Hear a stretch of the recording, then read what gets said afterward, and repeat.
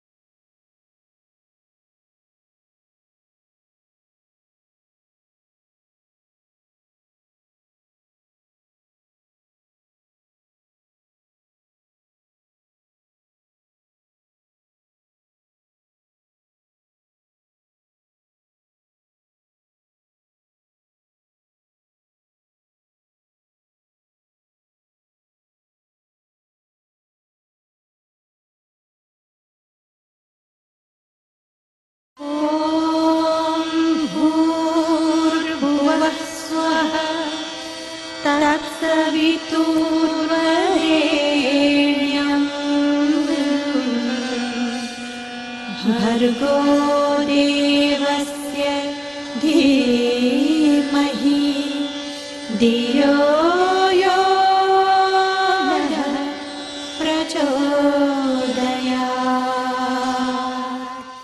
ये ऐसा समय है कि जिसमें किसी आदमी को किसी आदमी पर विश्वास रह नहीं गया है।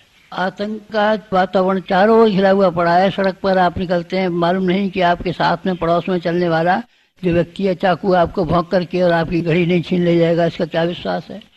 इंसान का चाल चलन और इंसान का विचार इतना गंदा और इतना घटिया हो गया है कि अगर स्थिति यही बनी रही तो कोई किसी पर विश्वास नहीं करेगा। न भाई भाई पर विश्वास करेगा, न स्त्री पुरुष पर विश्वास करेगी, न पुरुष स्त्री पर विश्वास करेगा, न बाप बेटे पर विश्वास करेगा, न बेटा बाप पर विश्वास करेगा।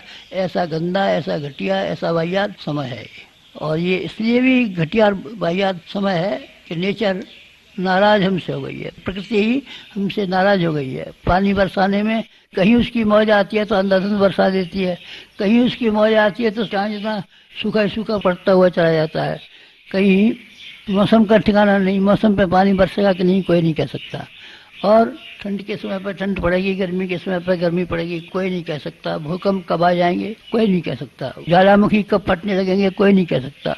बाढ़ कब आ जाएंगी इसका कोई ठिकाना नहीं है। नेचर हमसे बिल्कुल नाराज हो गई है, इसलिए उसने अपना ठीक तरीके से काम करना बंद कर दिया है। ये ऐसा भयंकर समय है। ऐसे भयंकर समय में क्या आपके लिए कोई जिम्मेदारियां नहीं है? क्या कोई आपके कर्तव्य नहीं है? क्या आपके अंदर भावनाएं नहीं है? क्या आप भावना शून्य हो गए हैं? क्या आपका हृदय पत्थर का लोहे का हो गया है? नहीं, मेरा ख्याल है कि सब आदमियों का ऐसा नहीं हुआ होगा। ज़्यादातर लोगों का तो ऐसा ही हो गया है कि ये घटते घटते जानवर की तरीके से बनते जाते हैं। हमें आपसे ये उम्मीद है कि ऐसे भयंकर समय में अपना सारा वक्त केवल पेट पालने के लिए और संतान पैदा करने के लिए खर्च नहीं करेंगे। अगर आप चाहें तो आप ढेरों समय बचा सकते हैं। एक आदमी के लिए 8 घंटा काम करने के लिए काफ़ी होना चाहिए, जिससे कि अपना और अपने बच्चों का गुजारा मजे में कर ले। और 7 घंटे एक आदमी को विश्राम करने के लिए पर्याप्त होने चाहिए, और 5 घंटे घरेलू कामकाज के लिए पर्याप्त होने चाहिए। इस तरीके से आप 20 घंटे में अपने शरीर का और अपने कुटुंब का गुजारा कर सकते हैं। 4 घंटे तो आप बड़ी आसानी से निकाल सकते हैं। ये आपकी इच्छा के ऊपर है कि आप अपने उस समय को आलस्य में, प्रमाद में, आवारागर्दी में किसी तरह से खर्च कर डालें। ये आपकी मर्जी है, कौन रोकता है आपको। लेकिन अगर आप चाहें तो समाज के लिए, ये गिरी हुई परिस्थितियों का मुकाबला करने के लिए, समय को ऊंचा उठाने के लिए, इंसान का भाग्य और भविष्य शानदार बनाने के लिए आप कुछ कर सकते हैं। करना ही चाहिए आपको। इसमें तो नुकसान पड़ेगा हमारा नहीं, मैं आपको यकीन दिलाता हूँ कि नुकसान नहीं पड़ेगा। जिन्होंने लोक सेवा का काम किया है, अपना समय को लोक सेवा में लगाया है, वो चाहे गांधी जी रहे हों, जवाहरलाल नेहरू रहे हों, विनोबा भावे रहे हों, या कोई भी कर्णी रहे हों, स्वामी विवेकानंद रहे हों, लेकिन जिन लोगों ने अपना समय को समाज के लिए खर्च किया है, वो किसी तरीके से नुकसान में नहीं रहे हैं। वो ऊंचे उठे हैं, आगे बढ़े हैं और हजारों आदमियों को ऊंचा उठाया है और आगे बढ़ाया है। इस समय में मेरी आप लोगों में से प्रत्येक से प्रार्थना है कि आप एक समय का थोड़ा अंश निकाल दें। हमने कितनी बार कहा और कितनी बार छापा है कि आप समय दान कीजिए, समय दान कीजिए, समय दान कीजिए, समय दान कीजिए। आपने सूर्य ग्रहण और चंद्र ग्रहण के समय पर देखा है, चिल्लाते हैं चंद्रमा पर ग्रहण पड़ा हुआ है, दान कीजिए, दान कीजिए। इस समय में हमारी भी एक ही पुकार है, समय की भी एक ही पुकार है, महाकाल की भी एक ही पुकार है कि आप समय दीजिए, समय खर्च कीजिए, समय दीजिए, समय खर्च कीजिए। किस काम के लिए खर्च करना चाहिए?